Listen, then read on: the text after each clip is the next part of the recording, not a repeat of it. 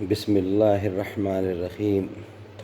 حضرت طلحہ بن عبید اللہ سے روایت ہے، کہتے ہیں کہ ایک شخص جو علاقہ نجد کا رہنے والا تھا اور اس کے سر کے بال بکھرے ہوئے تھے، کچھ کہتا ہوا رسول اللہ صلی اللہ علیہ وسلم کی طرف کو آیا۔ ہم اس کی بن بناہٹ گونج تو سنتے تھے، مگر آواز صاف نہ ہونے کی وجہ سے اور شاید فاصلے کی زیادتی بھی اس کی وجہ ہو، ہم اس کی بات کو سمجھ نہیں رہے تھے، یہاں تک کہ وہ رسول اللہ صلی اللہ علیہ وسلم کے قریب آ گیا۔ اب وہ سوال کرتا ہے اسلام کے بارے میں، یعنی اس نے حضور صلی اللہ علیہ وسلم سے عرض کیا کہ مجھے اسلام کے وہ خاص احکام بتلائیے جن پر عمل کرنا بحیثیت مسلمان کے میرے لیے اور ہر مسلمان کے لیے ضروری ہیں۔ آپ نے فرمایا 5 تو نمازیں ہیں دن رات میں جو فرض کی گئی ہیں، اور اسلام میں یہ سب سے اہم اور اول فریضہ ہے۔ اس نے عرض کیا کہ کیا ان کے علاوہ اور کوئی نماز بھی میرے لیے لازم ہوگی؟ آپ نے فرمایا نہیں، فرض تو بس یہی 5 نمازیں ہیں، مگر تمہیں حق ہے کہ اپنی طرف سے اور اپنے دل کی خوشی سے ان 5 فرضوں کے علاوہ اور بھی زائد نمازیں پڑھو اور مزید ثواب حاصل کرو۔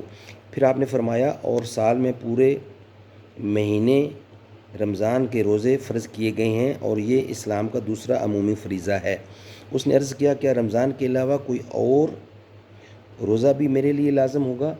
آپ نے فرمایا نہیں، فرض تو بس رمضان ہی کے روزے ہیں، مگر تمہیں حق ہے کہ اپنے دل کی خوشی سے تم اور نفلی روزے رکھو اور اللہ تعالیٰ کا مزید قرب اور ثواب حاصل کرو۔ راوی کہتے ہیں کہ اس کے بعد رسول اللہ صلی اللہ علیہ وسلم نے اس شخص سے فریضہ زکوٰۃ کا بھی ذکر کیا، اس پر بھی اس نے یہی کہا کہ کیا اس زکوٰۃ کے علاوہ کوئی اور صدقہ ادا کرنا بھی میرے لیے ضروری ہوگا؟ آپ نے فرمایا نہیں، فرض تو بس زکوٰۃ ہی ہے، مگر تمہیں حق ہے کہ اپنے دل کی خوشی سے تم نفلی صدقے دو اور مزید ثواب حاصل کرو۔ راوی حدیث طلحہ بن عبید اللہ کہتے ہیں کہ اس کے بعد وہ سوال کرنے والا شخص واپس لوٹ گیا اور وہ کہتا جا رہا تھا کہ مجھے جو کچھ رسول اللہ صلی اللہ علیہ وسلم نے بتلایا ہے وہ اس میں اپنی طرف سے کوئی زیادتی کمی نہیں کرے گا۔ رسول اللہ صلی اللہ علیہ وسلم نے اس کی یہ بات سن کر فرمایا فلاح پالی اس نے اگر یہ سچا ہے۔ اس حدیث میں بھی ارکان اسلام سے آخری رکن حج کا ذکر نہیں ہے۔ اس کی ایک وجہ یہ بھی ہو سکتی ہے کہ یہ واقعہ حج فرض ہونے سے پہلے کا ہو۔ حج کی فرضیت کا حکم بنا برقول مشہور سن 8 یا 9 ہجری میں آیا ہے، بس ممکن ہے کہ یہ واقعہ اس سے پہلے کا ہو۔ اور دوسری بات یہ بھی کہی جا سکتی ہے کہ رسول اللہ صلی اللہ علیہ وسلم نے تو اس موقع پر حج کا اور اسلام کے دوسرے اہم احکام کا ذکر فرمایا ہو، مگر روایت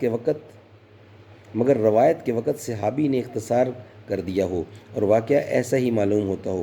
چنانچہ اسی حدیث کی صحیح بخاری کی ایک روایت میں نماز، روزہ اور زکوٰۃ کے ذکر کے بعد راوی حدیث طلحہ بن عبید اللہ کی طرف سے یہ الفاظ بھی روایت کیے گئے ہیں،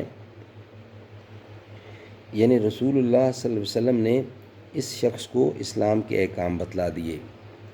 ناظرین، یہ معارف الحدیث میں سے جو کہ تالیف مولانا منظور احمد نعمانی کی، اس کا صفحہ نمبر 82 سے لیا گیا ہے۔